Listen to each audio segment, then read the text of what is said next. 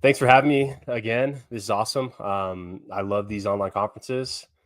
Um, Today, I think I'm just really going to talk about really making the case for HEX on Ethereum and really diving into why I think that the future of the ecosystem really relies on a healthy and innovative HEX. I for the people who don't know me, I've been involved in HEX since before it launched. I was one of the very first people tweeting about it in 2019.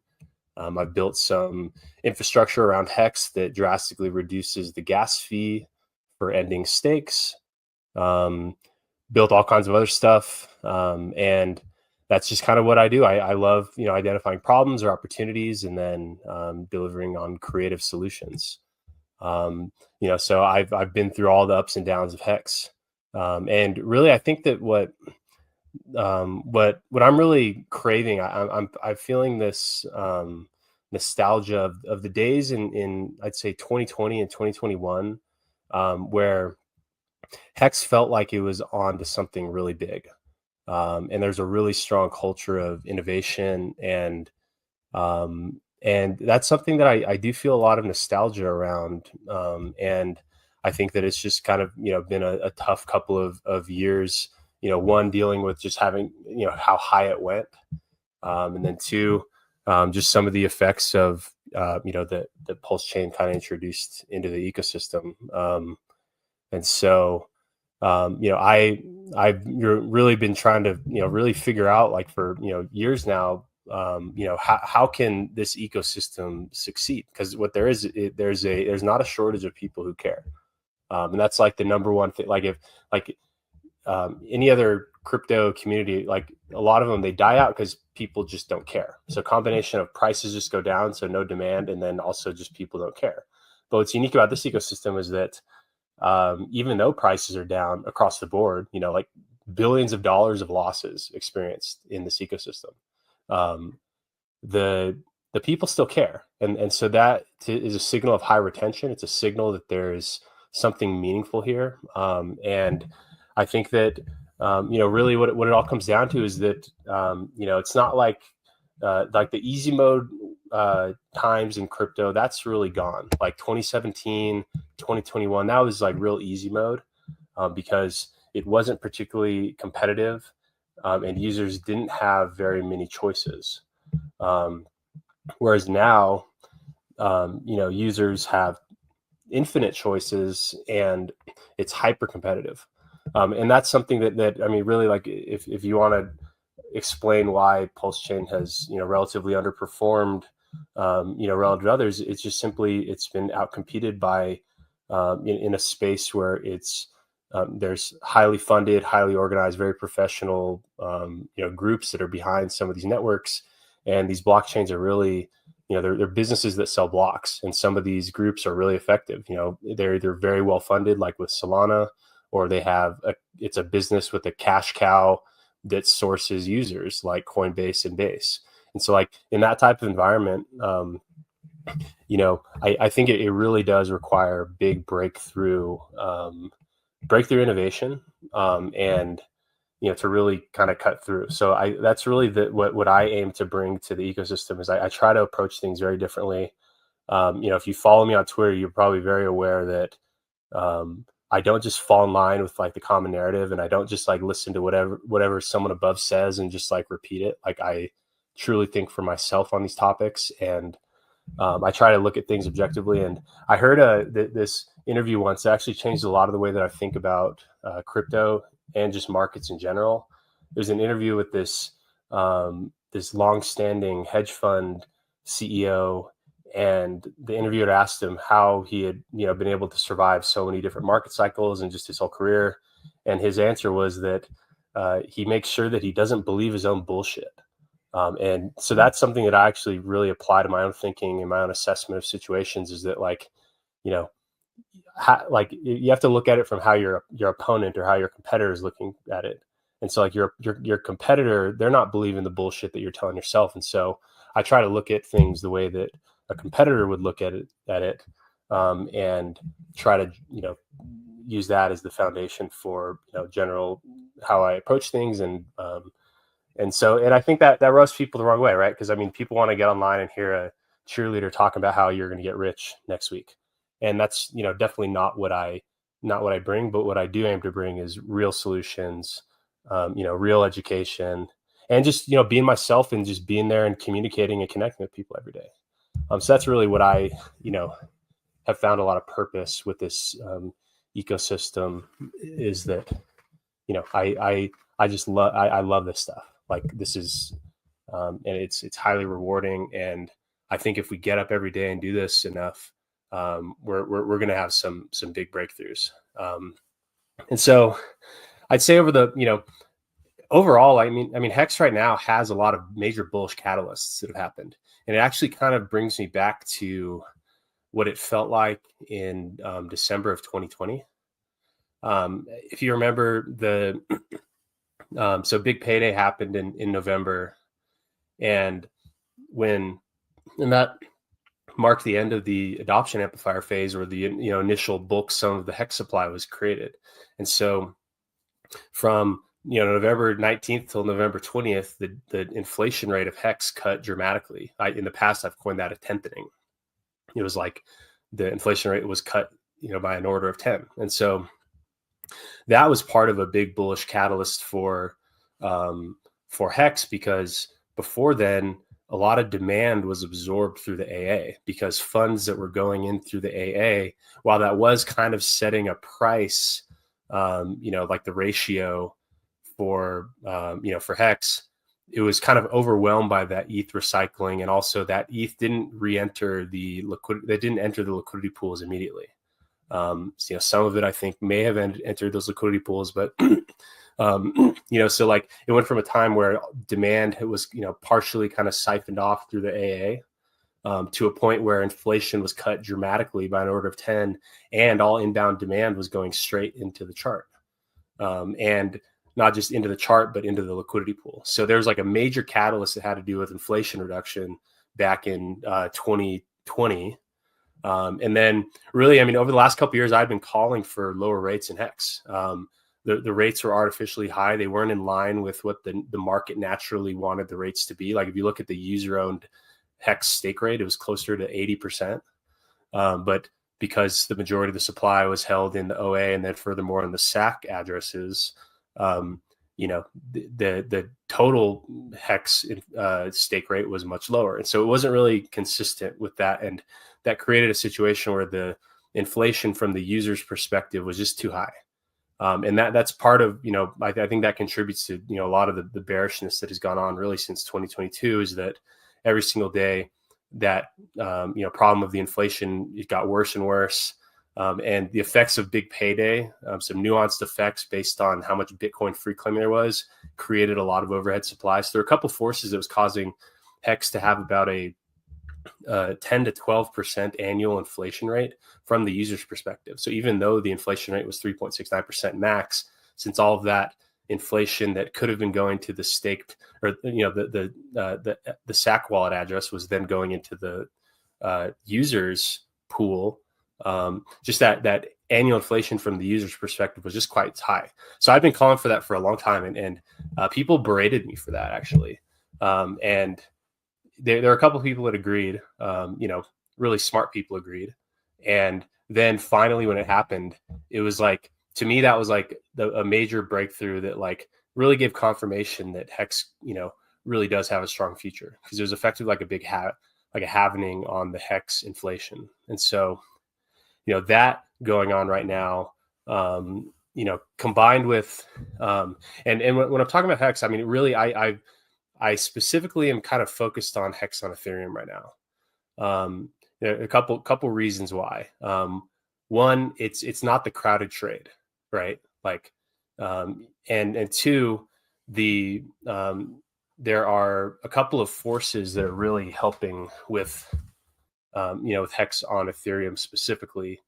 One of them is that so much of the top buyers of the HEX chart, back in 2021, so like right here on the t-shirt, a lot of those buyers, like that late mover buyer, that typically turns into like massive resistance on the chart. Like all that resistance that would be forming at these levels, all of that was sacked over to Pulse and PulseX. And so HEX, that's kind of, I think, really the magic of the sacrifice was that it kind of ported all of that top buyer resistance over to other markets. And so Pulse and PulseX are going to have to fight over that that resistance, in addition to the resistance created by there being no price discovery. Like if you look at the shirt, like look at all that price discovery that took place there. And so HEX is on Ethereum is really the only market in our ecosystem that has 6 years of price discovery and 6 years of market structure. Pulse and PulseX, they don't have that because everyone bought at the same flat rate, and the funds that were used to buy Pulse and PulseX and the sacrifice, those weren't going into liquidity pools, and it wasn't price discovery that led it up to that 0.0001 price. It was just the price. And so those markets, have a lot of overhead to overcome as a result of, $650 million of demand being absorbed and not reinjected. And then also the paper value of HEX at these high prices was honored to issue supply of Pulse and PulseX. So it was basically, you could basically burn your HEX to get allocation in Pulse and PulseX at that sack rate. And so the only thing to really benefit from that is HEX. PHEX also benefits from that because it's, an extension of HEX, but being one step closer to those sources of overhead and being highly reliant on those when that's really, like, objectively speaking, that's the number one, thing that I think that is, the biggest challenge to overcome in the PulseChain space is just, the launch economics. And that explains a lot of, the performance that we've seen, and also the angst that everyone has. And so when I look at, like, what's the high leverage thing, like what can we work on that can actually deliver results in the ecosystem that isn't facing a bunch of headwinds, the answer is HEX on Ethereum. And so that's really been my focus. I'd say over the last 6 months is, trying to figure out how to drive a new wave of demand, and also with these drastically lower rates. And it's kind of similar to what the person speaking before was saying, talking about rates. Times where rates are high, it almost makes no sense to invest in innovation because your opportunity cost, for your minimum threshold for performance is that much higher.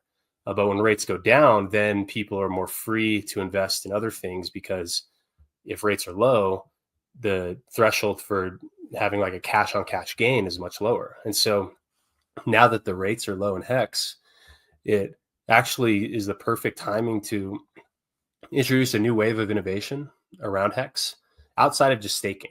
And that's really what I'm aiming to do with some of the things I'm working on now. And also there's other kind of major bullish catalysts for HEX on Ethereum are related to just what's been happening in the Ethereum space over the last 4 years. Specifically over the last 2 years, there have been a couple of major upgrades that have where the Ethereum ecosystem is kind of, has really doubled down on the L2 as an approach. And then also there's been billions of dollars of funding to support an L2 ecosystem. And whether you can make arguments whether that's good or not, and sometimes it puts Ethereum, the network, at odds with ETH, the asset. But there's been billions of dollars of infrastructure investment to support this L2 space, and now over the last year there's been new innovations where you can use custom gas tokens to have an L2 that uses any token that you want as the gas token. And so kind of just that's what we're working on with FlexNet, is really try to drive new use cases and demand for HEX by having a network that uses HEX on Ethereum as its native gas token and the main liquidity pair. So those are things that, all these tailwinds are working in favor of HEX on Ethereum. That's really my goal, to try to drive big results for our ecosystem, is to really double down on that. And I think it has a lot of benefits, kind of, it's almost like allowing HEX to kind of have a new first impression, because everyone knows that HEX in general has had really poor PR basically from the start. And so a lot of people from, outside of our initial ecosystem, they just kind of, they don't necessarily view it very positively. But if, HEX is now part of this L2 scaling solution and really kind of integrated into this, the scaling approach that Ethereum is trying to take, that almost can paint HEX in a new light and attract, people who are already in crypto that, maybe hadn't taken HEX seriously before, but now they can. And I think really HEX on Ethereum, because it's the one that everyone knows about, and it's the one that has been around since 2019. It's really the front door to everything else. It's also like a leading indicator. So, so that's the,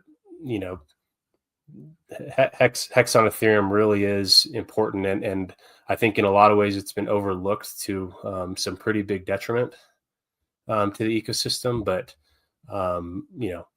I think really now more than ever is the perfect timing to really try to drive a new wave of innovation and unlock new use cases for HEX and new demand sources for HEX. So that's really what's been driving me over the last couple of months, is, just trying to renew, what HEX really had going on. And, it felt good back, from 2019 to 2022, really, it felt like HEX was winning. And then really, I mean, since mid-May 2022, it feels like it hasn't been. And I'm tired of it. Like, I'm not okay with just waiting around for the ETH price to go up to hopefully recoup an investment. Like, that's not how I really view this. And also, like, I don't necessarily think the next big thing in crypto is a copy of last cycle's big thing. And that's really highlights the importance of, leveraging HEX to drive new use cases in crypto, because that's really like the big money thing is if you can figure out what that next big crypto meta trend is first, or if you can create it, like, that's the best, way to like have massive, amplifier of values. So, being able to leverage HEX in this way under this new low rate environment, leveraging a lot of the infrastructure developments around the Ethereum L2 space, and then just really putting all years and years of experience into this effort. I think that we can take HEX to really where it belongs, and really make HEX the winner again, because it just hasn't been. Make HEX great again, you might say, as the chat, gold key in the chat there. Yeah, that's what we're doing. Yeah, I think this whole project is one of those, okay, it's not on PulseChain, but it's HEX related. It's HEX on Ethereum. A lot of people like HEX on Ethereum. A lot of people want both to succeed and have opinions, this way and that way. And I've always said, where I've been saying much more frequently the last few weeks, is I appreciate you and a lot of products and everyone involved in stuff you're building, Gold Key and everything else, for just not caring what people think, and permissionless DeFi, and really embodying the principles of, I have an ideal, I'm going to go work on it, and who knows if it's going to be great, who knows if it's going to be, have an effect here or there, what's going to happen with it. But the fact that you were like, again, embodiment of those principles, I really appreciate that. Thank you. And yeah, and you clearly have good intentions. It's not like I'm going to go do this thing and it's, whatever. It's like you really love HEX, and I see that, and that's what I want to support. And I just really appreciate both of you throughout the years. Thanks. Yeah, I mean, it's worth fighting for. Like that's like HEX being, something from 2019. That's unique. It was like the first. It was like a category creator of the kind of yield farming or like yield generating asset premise. It was one of the first major use cases of Uniswap. Like Hex, and it kind of even from that stemmed from kind of the Bitcoin kind of fork meta in a way. Like it was originally like a Bitcoin fork on Ethereum, and so it kind of stems from these like like this era, like this really magical era of crypto where and so like it's something that's unique, and I think it's kind of been over, and I think that's just kind of the natural progression. It's like Hex performed really well, mainly because it started with about 1,000 people, and then it really ran up, and then the thought that like people could run it back again with Pulse and PulseX after, like the people who are buying up here to sacrifice. I think there was like 140,000 people that sacrificed for PulseX. Like, all of that, like that huge demand for Pulse and PulseX, it really happened because Hex started with such good foundations and started with low numbers. And so like, Hex really does have that spark. And I think that probably the reason why I get a lot of opposition related to my focus on Hex and specifically Hex on Ethereum is that, a lot of people, they may not care so much about Hex because they sold their Hex to Richard to get Pulse or PulseX at 0.0001. Like they made the trade already. And so like you do it without considering PulseChain too, which I think is really, I mean, that's what you got to do with the way you're approaching it is that's how kind of you got to look at it. You want Hex to succeed. You may like PulseChain, or not, but it's, in reference to Hex, at least in relativity, but it's like, you are here because you want Hex to win. So to me, it's like, and it definitely helps because like it's like I want, because things I've built, they're on both chains. Like I'm eternally bound to both chains. But what I'm really trying to do is really focus in on like what's the high leverage thing, and what's the thing that like doesn't like have massive like onboarding hurdles or something that's like just has a bunch of headwinds to fight through. It's like, and I feel like I had an epiphany recently, like, well, Hex on Ethereum, like it's the only one that's actually undervalued. And it's already gone through like major ass kickings, like every couple months. And it has some of these other factors that are working in its favor, whereas the other ones have things that are working against them that may take years or decades to resolve themselves. So and I just think back, okay, like at what point in time was there massive demand for Pulse and PulseX? That was when Hex was at these highs. Like we were truly, that was, 140,000 users were onboarded to PulseX because Hex was up here.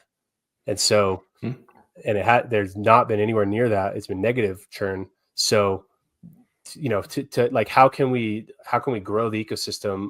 It's like there's almost too much stuff to lift up. And so identifying the lightweight one that has the most reach, like whenever, I'm sure you feel this way too, the Hex, prices are down across the board. And then your friends text you a screenshot of the Coinbase app looking at the Hex price. And they're like, why'd you make me buy this? And then you have to explain, that's only between 1/3 and 1/6 of your value. Most of it's on PulseChain. And they're like, okay, how do I get on PulseChain? I'm like, go connect to the RPC on the thing. And they're like, okay, all I have is 0.01 Pulse. How do I like sell my Hex? I'm like, okay, well, you got to go and buy wrapped Pulse on the bridge, or it's bridge to Ethereum on DeFi Llama Swap. And then you need to make sure you buy the right one that can actually get unwrapped into gas. And then you can send that over to the bridge, and then you wait 96 confirmations, and then you can sell. Then you have your Hex over there, and so it's like the thing that people see is when they see the Coinbase app is that when people look at CoinMarketCap, it's that, and like so, focusing on the one that where because there's been basically no demand, no new inbound demand for anything, but if we now can introduce new use cases for Hex that can drive new demand independent of everything else, then it's like that's the thing that can, that's the green candle that can actually make sense promoting. Because like I do push back when people say that green candles are the best marketing, because it's like at this point there's green candles everywhere and no one really feels FOMO because it's like, okay, like There will be another green candle next week. I didn't get in that one. And I think people are getting smarter too. And so, like, well, I think I just want to bring this one point out too. People who may like this project may not. Like, why wouldn't it lead to promoting PulseChain at least indirectly, anyways? Because you're pumping the premier product on the other network. Why wouldn't that in some way probably? Oh wow, I got this. FlexNet, HEX on Ethereum, it uses GAT, like all this stuff. HEX on Ethereum does well. Why wouldn't people eventually find their way to PulseChain anyways, and maybe other favorable conditions and stuff? So it's not mutually exclusive. I don't think it's like a net negative for the ecosystem, which I think is what a lot of people look at it or want to look at it, I guess. Yeah, I know, because people want me to build like some PulseX farm thing, or like it's thing. I'm not looking for like small incremental things. Like we're at a point realistically where something big has to break. Like there's no magic that's just gonna give everyone gains and results. Like we really got to bring back that culture of innovation, because things are only getting more competitive. There's less money inbound. Like the whole labor market is getting disrupted. Are you trying to say you're not trying to be a thousandaire? You're not trying to be a thousandaire? What's the best way to become a thousandaire? To start with $1 million and what's that? That's actually that's what the back of the shirt says. No. But yeah, I mean, I'm really looking for big breakthrough solutions, not just going with the crowd. And I respect that so much. We're going to make it happen, and by not having to force like a focus on things that have like big overhead that's holding them back, and focusing on the things that really benefit from the existence of the overhead on the other things. I can like PulseChain and want it to succeed, and like HEX on Ethereum even less, and still respect and want to see innovation and people trying to pump it. Like, you can hold the two thoughts at one time. They're not diametrically opposed. We can do that, and I hope more people embrace you for it. And it's okay. Like, of all the things to worry about or be upset with, it ain't dip catcher. Well, I think people do. They definitely take their frustrations out of me. Part because I think they get frustrated because they just want to hear someone online tell them that their assets are undervalued. And if someone's telling you like, maybe you and all 144,000 other people paid too much for that, like they don't want to hear that. So that kind of starts it. And two, like, then just keep scrolling. That's the thing. I just keep scrolling if you don't want to. Yeah. And they take their frustration out on me, because I'll actually reply. Like I will earnestly reply to, I don't block people. I see you replying a lot, actually. I'm very always willing to talk about really anything. And so, I think that can frustrate some people, but the people that actually see that, that there's good intention in all of this, I think that those are the people that are going to, really benefit from a lot of the stuff. So exactly. I think, like me, you don't always go with what's popular. You go with what you believe. And again, hold tremendous respect for that. So I appreciate you, man. Mm-hmm. All right. We're moving on. FlexNet, everyone. FlexNet at Tantonomini. He has got another. We'll see how, I was going to say fantastic product. TBD. We're going to actually, on that. What's the launch date? What was everything coming out? So the testnet came out a couple hours ago. Oh, okay. Yeah. I've been busy. Sorry. I've been paying attention. Yeah. You're busy dealing with a conference. But yeah, so there's currently a testnet. Just go to flexnet.tech/testnet if you want to connect that. I mean, go read everything on Flex. I didn't really talk about, everything. That's stuff for you to read. I was mainly trying to just focus on HEX here. But yeah, go to flexnet.tech. We just rolled the testnet out. So that has a Explorer, a bridge, the testnet, which is an L2 on the Sepolia. So like Sepolia is like, testnet is like the settlement layer, and FlexNet is the L2. It uses Flex as the gas token. Flex is simply wrapped HEX. And so we're going to roll out some things like FlexDex, which is like the native HEX powered, decentralized exchange. And it's more than just a decentralized exchange. It's really like a new token standard that includes things like Launchpad, loss mitigation, and native trading to solve some UI UX problems around ERC20 tokens. So it's really like a new token standard. That's FlexDex. That has the net effect of, basically burning a bunch of HEX. And we're really trying to build a culture of innovation and support people who are working on, wildly innovative and, potentially groundbreaking products on chain. Awesome. Dip catcher, everyone. Thanks for coming. Thanks for, I always love to hear your commentary on things. And FlexNet apparently coming out now on testnet. Appreciate you. Thanks. Take care.